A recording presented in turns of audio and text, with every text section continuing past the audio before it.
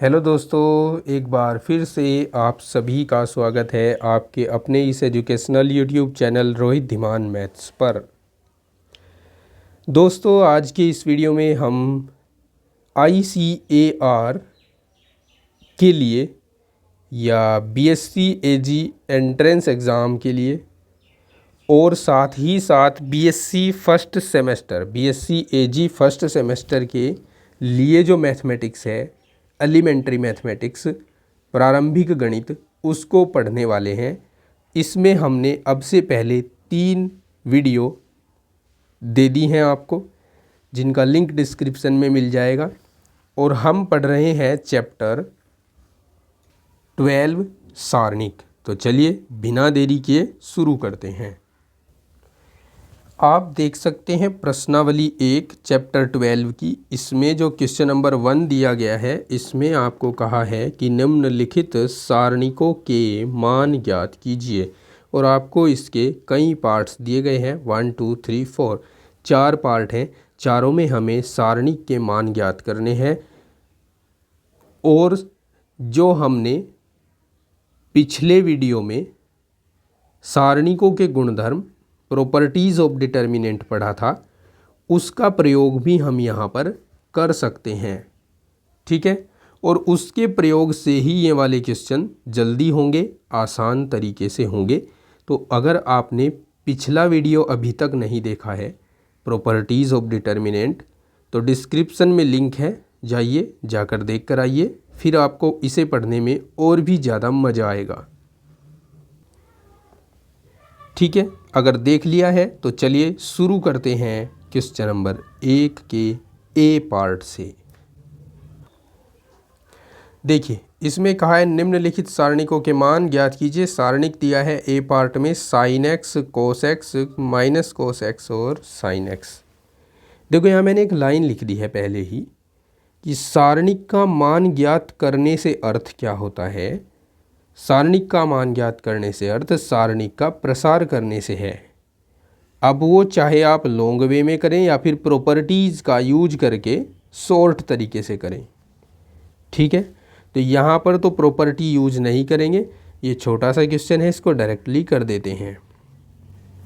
यहाँ हम इसका प्रसार करेंगे। sin x,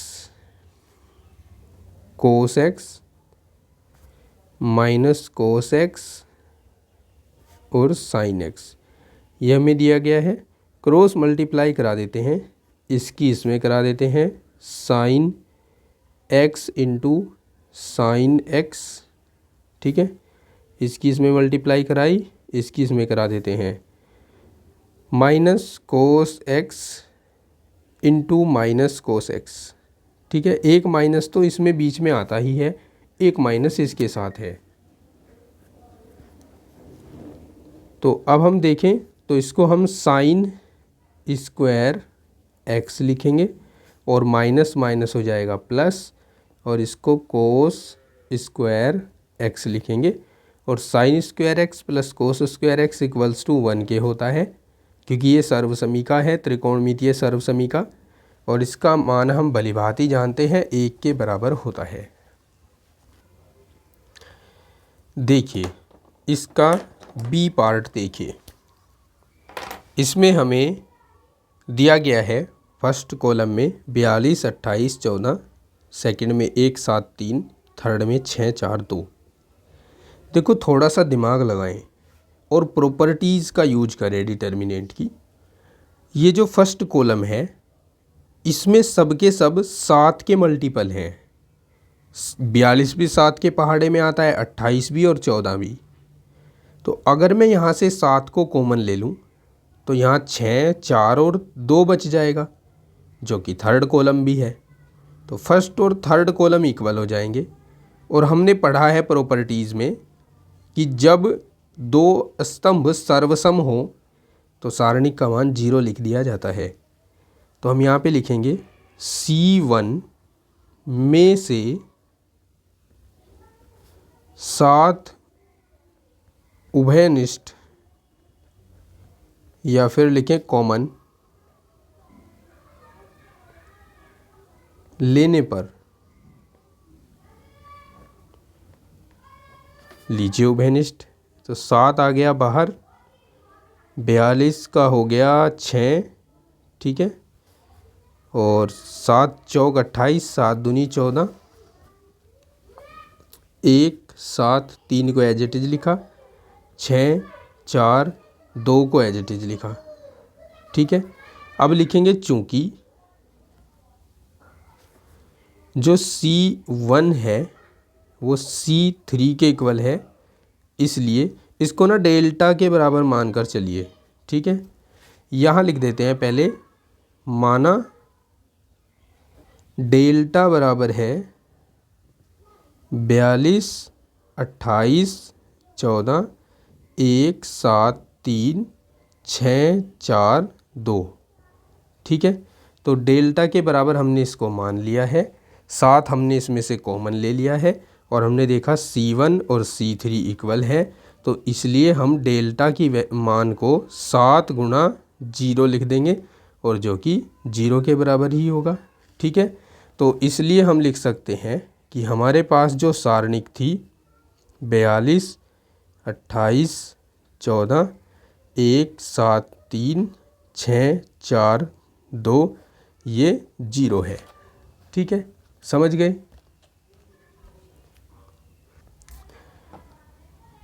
हमें सी पार्ट में ये सारणिक दिया गया है 5 2 1 3 0 2 8 1 3। हमें नहीं सूझ रहा है कुछ भी कि इसमें हम कौन सी प्रॉपर्टी लगाकर इसको डायरेक्ट करें, तो ज़रूरी नहीं है कि इसको डायरेक्ट ही करना है, हम इसको प्रसारित करके भी कर सकते हैं, क्योंकि हमें कंडीशन लगाकर नहीं दी है कि सारणिक का मान प्रॉपर्टी से निकालो या फिर प्रसार करके निकालो। तो ऐसे में हम स्वतंत्र हैं, हम इसमें प्रॉपर्टी भी लगा सकते हैं या फिर हम इसको प्रसारित भी कर सकते हैं। अब प्रसारित करें किसके अलोंग, हम देखते हैं कि सबसे ज़्यादा 0 या कम से कम एक बार 0 जिसमें आया हो, तो 0 को देखना है बस। 0 जिस भी रो या जिस भी कॉलम में आया है उसी के अलोंग हम एक्सपेंशन करते हैं, तो हमारा जो क्वेश्चन है वो आसान हो जाता है, छोटा हो जाता है।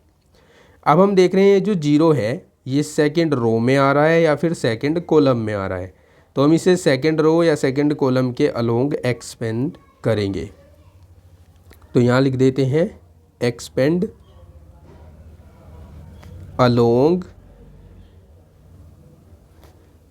R2, ठीक है। अब R2 के अलोंग एक्सपेंशन करते समय हमें चिन्हों का ध्यान रखना है। यहाँ प्लस आता है, यहाँ माइनस आता है, यहाँ प्लस आता है, फिर यहाँ माइनस आता है, यहाँ प्लस आता है, यहाँ माइनस आता है, फिर यहाँ प्लस आता है, यहाँ माइनस और यहाँ प्लस। या तो आप इस तरह से लेकर चलिए अल्टरनेटली प्लस माइनस को, या इस तरह से अल्टरनेटिवली लेकर चलिए, पहले प्लस फिर माइनस फिर प्लस फिर माइनस फिर प्लस फिर माइनस फिर प्लस फिर माइनस फिर प्लस, ठीक है। अब 3 जो है वो तो माइनस का है, तो जब हम इसको एक्सपेंड करेंगे R2 के अलोंग, तो हम सबसे पहले इस 3 का उपसारणिक लेंगे, -3 बाहर लिखेंगे, इसका उपसारणिक लेंगे। अच्छा, थोड़ा ढंग से लिखने के लिए हम इसको डेल्टा के बराबर मान लेते हैं कि माना ये डेल्टा है, ठीक है। अब हम यहाँ पर लिखते हैं डेल्टा बराबर -3 लिख दिया, -3 का उपसारणिक लिखिए, -3 का माइनर लिखिए, ठीक है। तो क्या होगा, -3 पहले स्तंभ में है, इसको छोड़ दीजिए, दूसरी पंक्ति में है, इसको छोड़ दीजिए, पहले स्तंभ दूसरी पंक्ति को छोड़कर एलिमेंट्स बचते हैं 2 1 1 3, वो इसमें लिख दीजिए 2 1 1 3, ठीक है। फिर प्लस दूसरा एलिमेंट 0 है, 0 वाले एलिमेंट का उपसारणिक निकालो या ना निकालो, आने वाला 0 ही है, क्योंकि 0 के साथ जिसकी भी गुणा कराओगे वो 0 ही आएगा।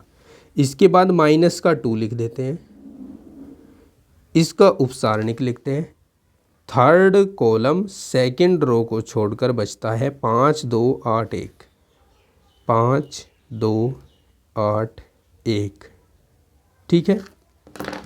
आगे देखिए अब बराबर इनकी क्रॉस मल्टीप्लाई करा दीजिए।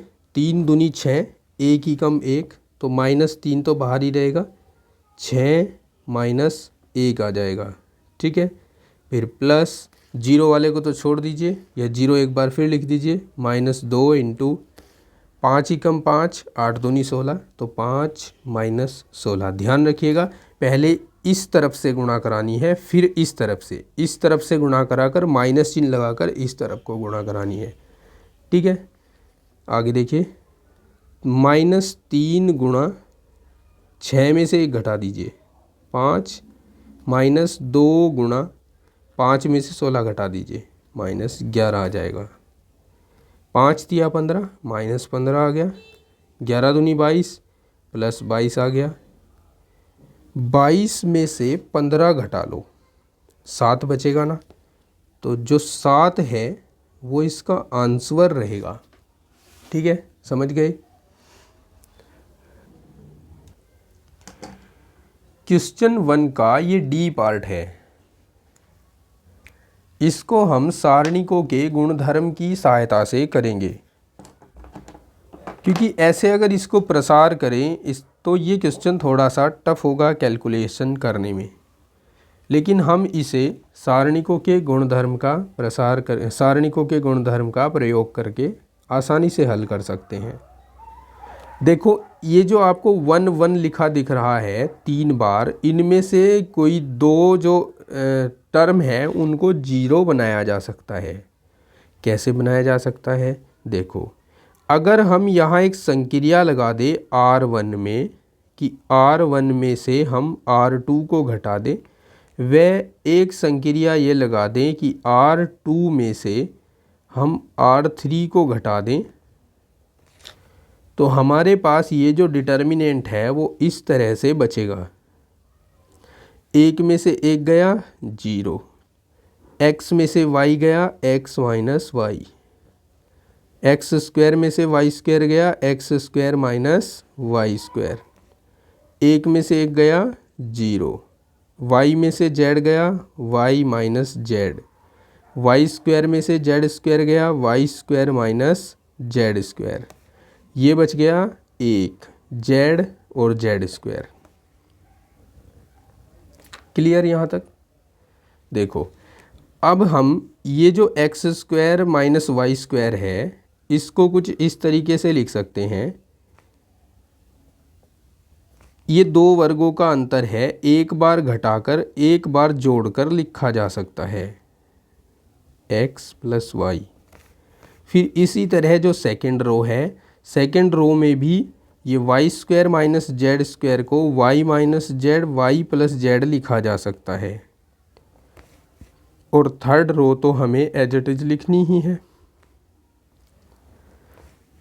अब हम देखिए R1 में से x माइनस वाई कॉमन ले सकते हैं, क्योंकि 0 में से तो कुछ भी कॉमन लिया जा सकता है, और इसी तरह R2 में से y माइनस जेड कॉमन ले सकते हैं।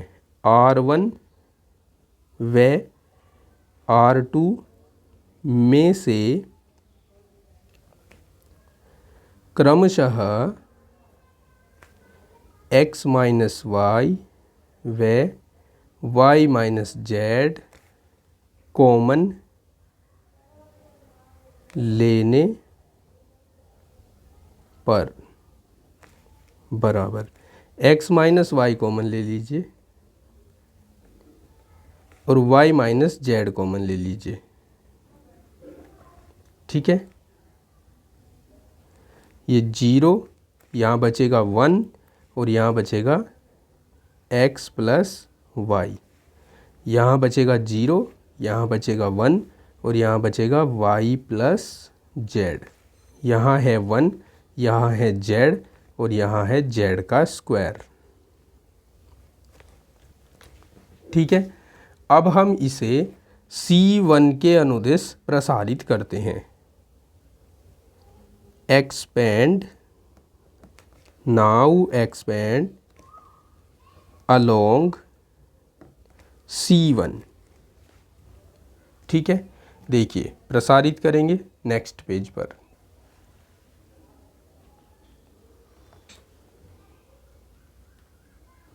देखिए ध्यानपूर्वक, जहाँ 0 और 0 लिखा हुआ है उसको एक्सपेंड नहीं करना, क्योंकि इसको आंसर 0 ही आएगा। ठीक है, तो अब हमें केवल एक्सपेंशन करना है इस एलिमेंट के अलोंग, और यहाँ आता है प्लस का चिन्ह। ठीक है, तो मैं गुणा में 1 लिख देता हूँ और 1 का उपसारणिक लिखते हैं। 1 जो है वो फर्स्ट कॉलम और थर्ड रो में है, इन दोनों को छोड़कर जो एलिमेंट बचते हैं उनको लिख देते हैं।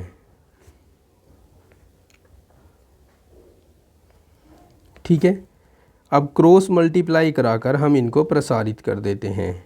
x minus y, y minus z, और यहाँ y प्लस जेड एक के साथ गुणा हो जाएगा, माइनस x प्लस वाई एक के साथ गुणा हो जाएगा, तो x प्लस वाई ही आएगा। नेक्स्ट लाइन में देखिए, x minus y, y minus z, ये y plus z minus x minus y होगा, y से y कैंसिल हो जाएगा, तो हमारे पास बचेगा x minus y, y minus z, z minus x. ठीक है, ये हमारे इस क्वेश्चन के लिए आंसर होगा। क्लियर। क्वेश्चन 2 है आपके सामने। इसमें कहा गया है, एक सारणिक देकर इसमें 13, 8 व 6 के सहगुणनखंड ज्ञात करने हैं। सहगुणनखंड मैंने आपको दूसरे लेक्चर में पढ़ाए थे। अगर आपने सहगुणनखंड कैसे ज्ञात करते हैं ये नहीं देखा है, तो आप डिटेल में डिस्क्रिप्शन में जाकर उस वीडियो के माध्यम से देख सकते हैं। मैंने वहाँ पर लिंक दिया हुआ है, वीडियो का पूरी प्लेलिस्ट का लिंक दिया है। प्लेलिस्ट के माध्यम से आप उसको जाकर देख सकते हैं। फ़िलहाल मैं आपको बताऊंगा तो हूँ ही, समझाता हूँ आपको। देखो, सबसे पहले सहगुणनखंड ज्ञात करने के लिए हमें इस 13 का माइनर चाहिए, यानी उपसारणिक चाहिए। लेकिन हमें साथ ही साथ इस 13 की पोजीशन का भी पता होना चाहिए। पोजीशन मतलब ये जो 13 है ये फर्स्ट रो और फर्स्ट कॉलम में है, तो हम इसको A11 लिख सकते हैं। A11 बराबर मैंने लिख दिया 13। लिखना ज़रूरी नहीं है, लेकिन आपकी समझ को बढ़ाने के लिए लिख दिया मैंने, जिससे आपकी अच्छी तरह समझ आए। A11 बराबर 13 लिख दिया, और इसका सहगुणनखंड ज्ञात करने जा रहा हूँ। सहगुणनखंड ज्ञात करने के लिए हमें इसके उपसारणिक इसका क्या होगा देखिए ज़रा। फर्स्ट रो और फर्स्ट कॉलम को छोड़ दो, जो एलिमेंट्स बचे हुए हैं उनका एक सारणिक बना दो, इसको उपसारणिक कहेंगे। लेकिन हम इसका सहगुणनखंड ज्ञात कर रहे हैं। सहगुणनखंड चिन्ह के साथ लिया जाता है, और चिन्ह लेने का तरीका होता है -1 की घात। ये दोनों संख्याएं जोड़कर लेते हैं, यानी नंबर ऑफ रो और नंबर ऑफ कॉलम को जोड़ देते हैं, 1 + 1। ठीक है, अब 1 + 1 तो 2 होता है, तो -1 की घात 2 हो जाएगा। और साथ ही साथ सारणिक का प्रसार करते हैं, 7 × 7 4 × 12। -1 का जो वर्ग है वो +1 हो जाता है, और 7 में से 12 घट गए, माइनस का 5 बचता है। तो इस तरह से A11 का सहगुणनखंड -5 आ जाता है। अब इसके बाद 8 का सहगुणनखंड ज्ञात करते हैं। 8 की पोजीशन देखिए, 8 की पोजीशन है सेकंड रो फर्स्ट कॉलम, तो इसको हम A21 लिख सकते हैं, second row first column. A21 बराबर 8 का सहगुणनखंड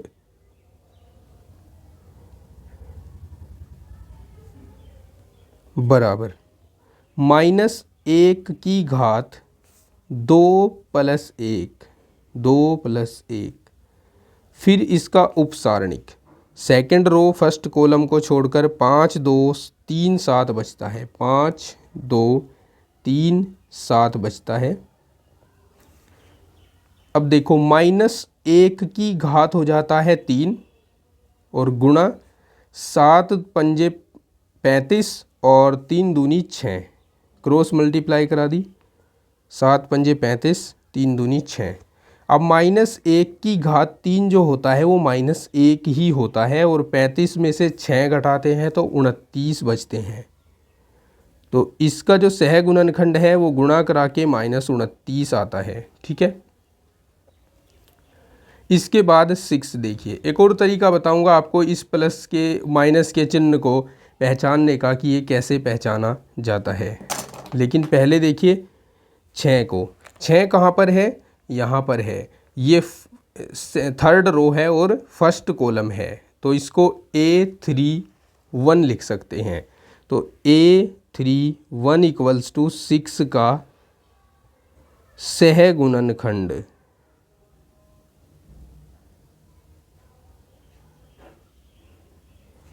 देखो ज्ञात कैसे करेंगे, -1/3 + 1।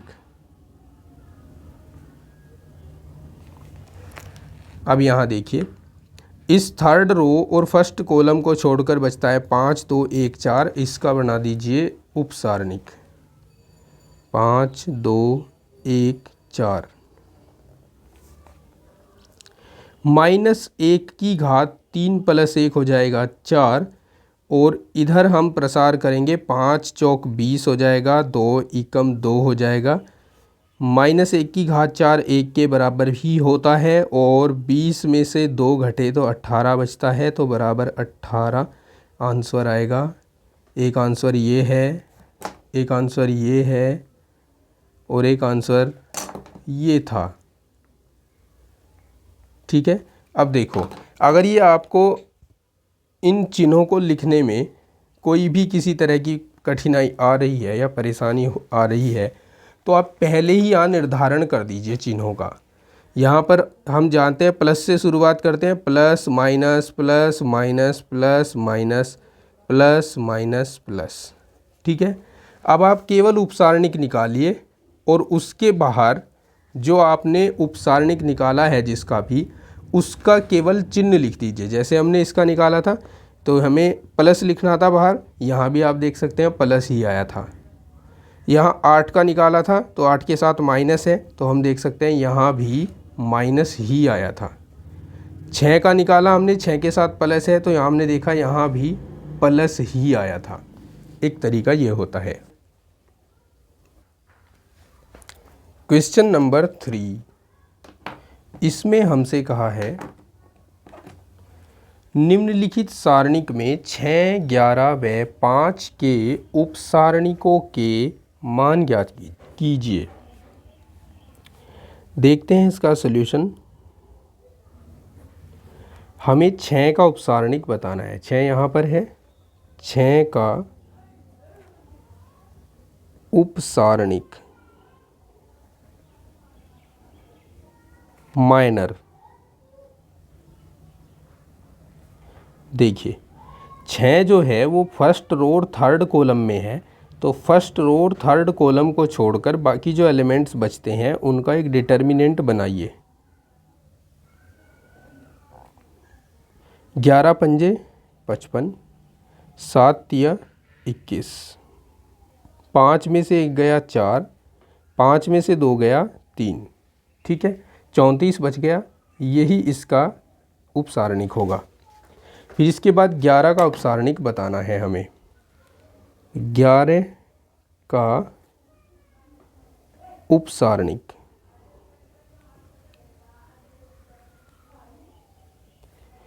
बराबर 11 जो है वो थर्ड रो और सेकंड कॉलम में है, तो थर्ड रो और सेकंड कॉलम को छोड़कर एलिमेंट्स बचते हैं 2 6 5 8, 2 6 5 8। एक्सपेंशन कीजिए, 8 दूनी 16, 5 अंक 30, बच जाते हैं -14। ठीक है, तो ये होगा 11 का उपसारणिक। फिर इसके बाद थर्ड है हमारे पास 5, 5 का उपसारणिक बताना है।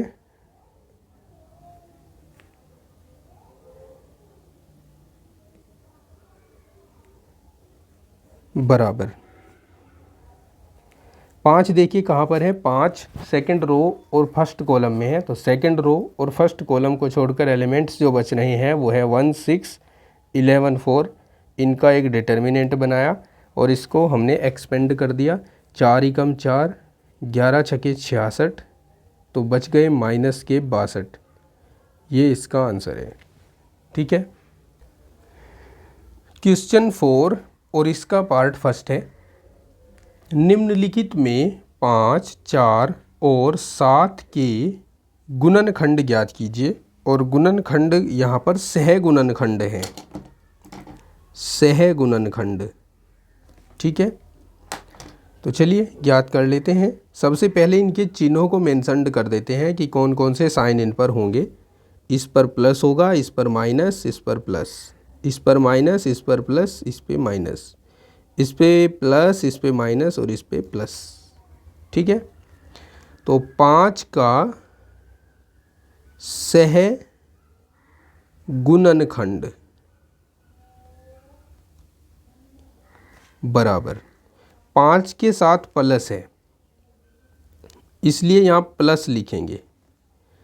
उपसारणिक ढूंढिए 5 का, इसको और इसको छोड़कर 1 6 2 8, 1 6 2 8 बराबर प्रसारित कीजिए। 8 एकम 8, 6 दूनी 12, 8 में से 12 घट गए, कितने बच गए, -4। ठीक है, तो 5 का सहगुणनखंड है -4। इसके बाद 4 का सहगुणनखंड,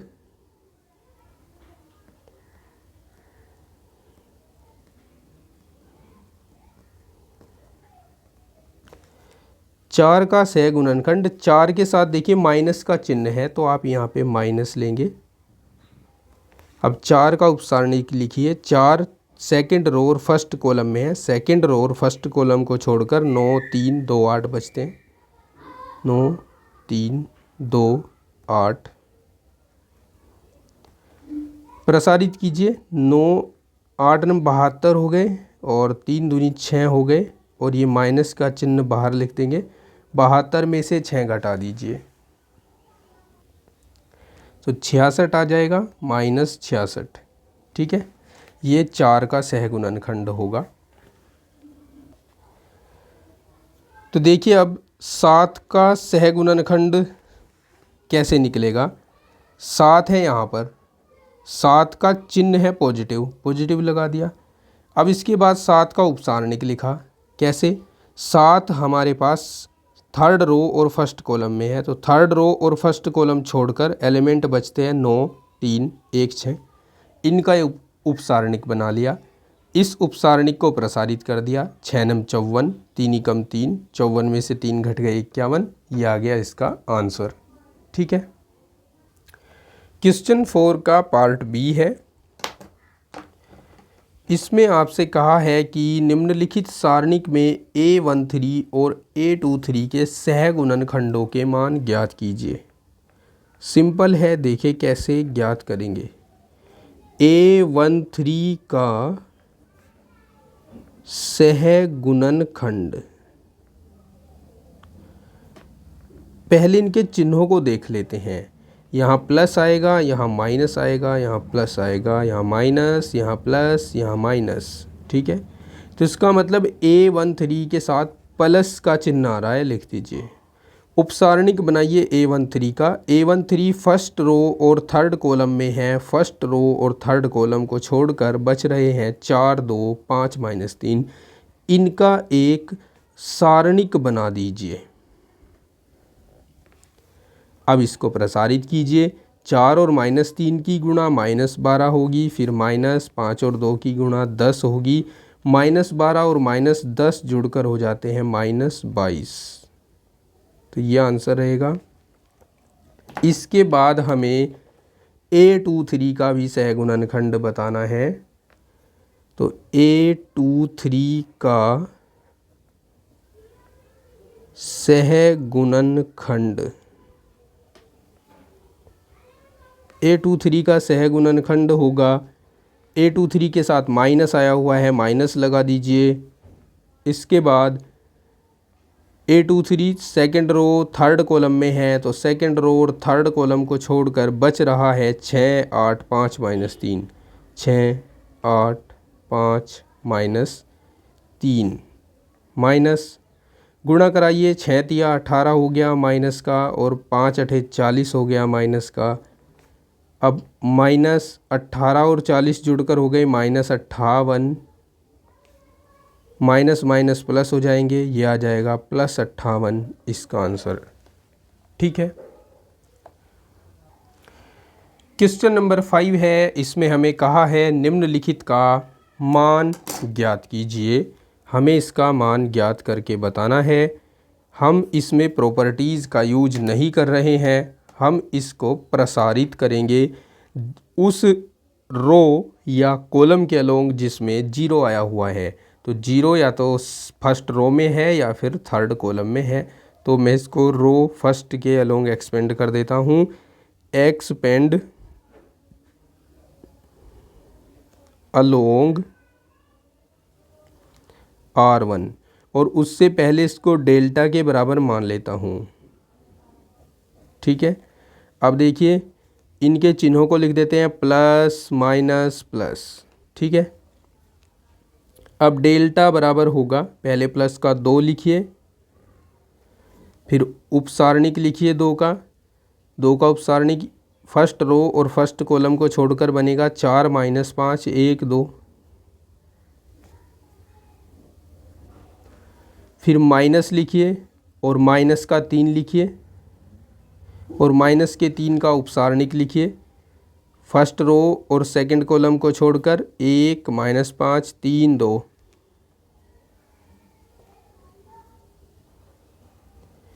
इसके बाद प्लस लिखिए और 0 लिखिए, और 0 के साथ हमें कोई भी उपसारणिक बनाकर दिखाना नहीं है, क्योंकि अगर हमने दिखाया भी तब भी उसका आंसर 0 ही आने वाला है।